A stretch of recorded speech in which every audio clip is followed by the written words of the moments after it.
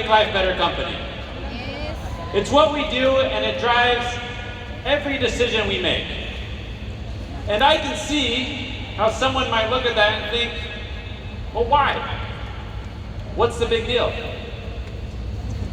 Obviously, improving the quality of life is a good thing, but we already have better lives than all of history before us. Objectively speaking, the 8 billion of us alive right now will live better, more comfortable lives than the 100 billion people who have lived and died already.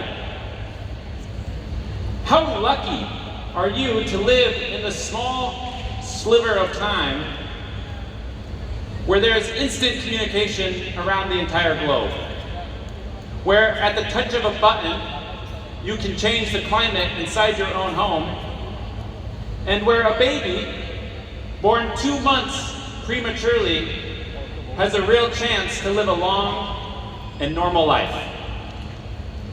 Life is good. For us as a species, it has never been better. So why the mission of Make Life Better? You might be thinking, well, why be satisfied?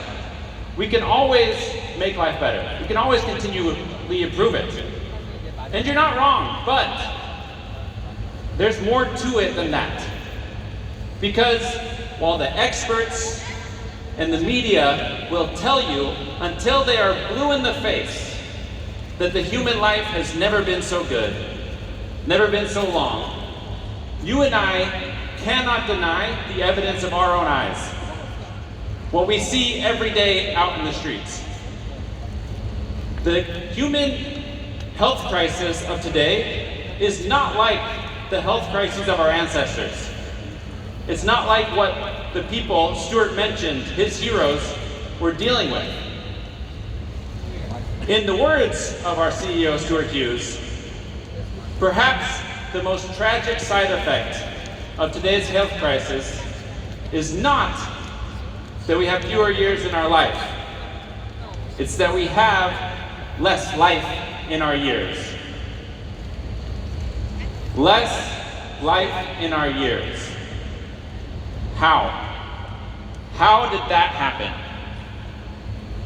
Tragically, it's nothing so innocent as a mutated virus spreading person to person. No, the real story is simpler and much more sinister. You see, in the 1980s, people began to wake up to the fact that cigarettes were harming us, that they were killing us. And so these cigarette companies began to pivot. They were sitting on the biggest piles of cash in the world.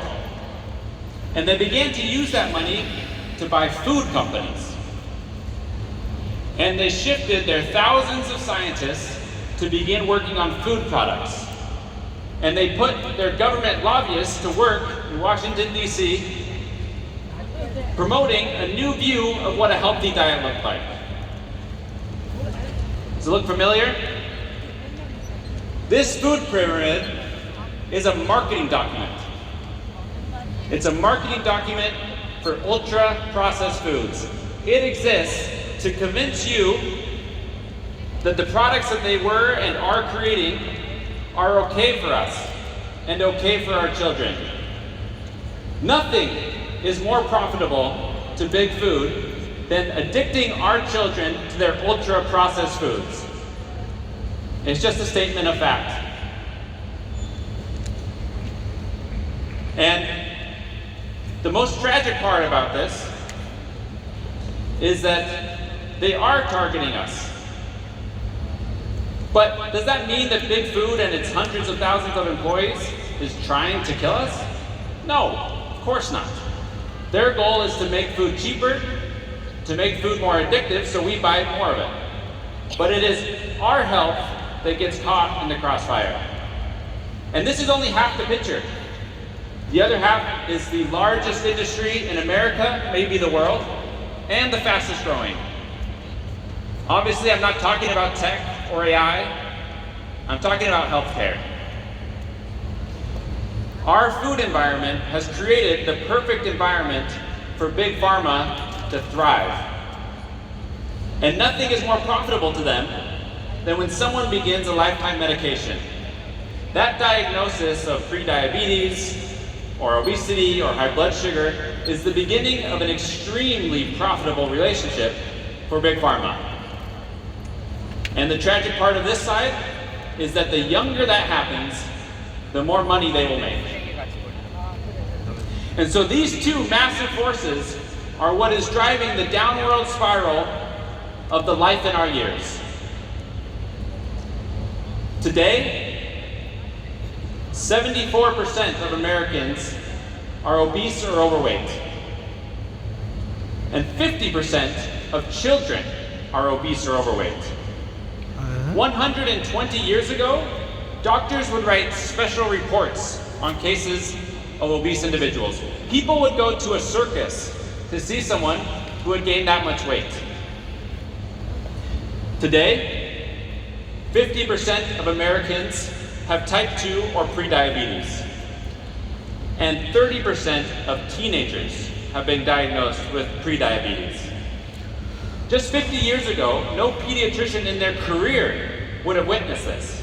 In 1950, in the US, only 1% of Americans had type 2 diabetes. Now 50% are diagnosed with pre or type 2 diabetes. Today, 18% of teenagers have fatty liver disease. That is a disease that used to only exist in late-stage alcoholics. Now, almost 1 in 5 teenagers who legally can't even purchase alcohol have this disease. 25% of American women are on antidepressants. And 26% of women have polycystic ovary syndrome or PCOS. These statistics are meant to be shocking, but they should also be terrifying because they represent millions of people. People that you know. And all of it, as we learn over and over, is driven by insulin resistance. We know this, and we know the people that are dealing with it. We see them everywhere. In the more than 24 Unicity markets that I have visited, I see the faces of the people who make up these statistics. Everywhere we go, we see them. In my own region of the Americas, every airport I walk through, every supermarket I enter, every restaurant I visit, I see the faces of the people who make up these statistics.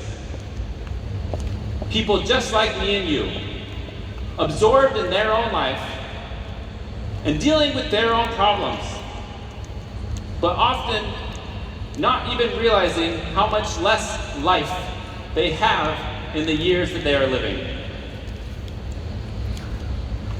Here we are in a room with 20,000 people from 50 different countries, and I can say with perfect confidence that every one of us knows someone impacted by one of these chronic lifestyle diseases that stems from insulin resistance.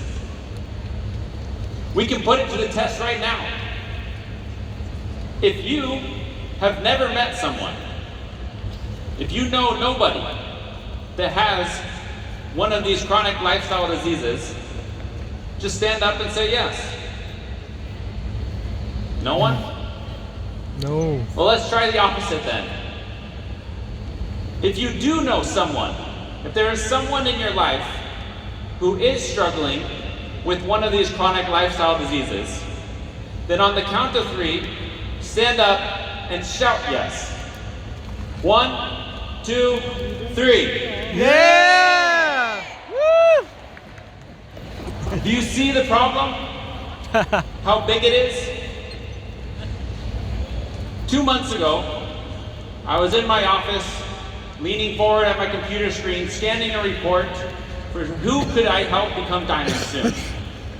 A name jumped out to me of a presidential club member who's here with us today. So I pulled out my phone and gave them a call, planning to have a serious conversation about their Unicity business. But even though they answered, before they could even finish saying hello, we were interrupted by the yells and screams of a toddler in the living room with them. And while trying to have our conversation, they said, "Well, Sam, you know the story of this kid?" I said, "No, I don't know the story of this kid." They said, "Well, let me tell you." I said, "Okay," thinking maybe after that we can start talking about your business. And they said, a couple years ago when I was beginning with Unicity, I was giving a presentation to a prospect who had insulin resistance and was suffering with PCOS. And I explained how Feel-Great could help with that, could change your life. And when I got off the call, my daughter was standing behind me and said, "Dad, you know that I have that?" And he said, "You have what, Feel-Great?" "Yeah, it's in the cupboard." I said, "No, I have PCOS. Just a couple of days ago, my doctor was telling me I might not be able to get pregnant. 50-50 chance. And even if I do, it will probably be a high-risk pregnancy. Could I do that?" And his father said, "Of course, yes. We'll get you some." And 2 months later, his daughter, already weighing 20 pounds less, gets to give him the good news that she's pregnant. Oh. Woo! Woo! And now, today, he gets to have his calls with his regional VP interrupted by his little buddy, who will put more life into his years than anything else we could ever do. We are the Make Life Better company. It's what we do because it's what the world needs. But knowing that is not enough. You have to feel it. You have to feel it in here. Thank you.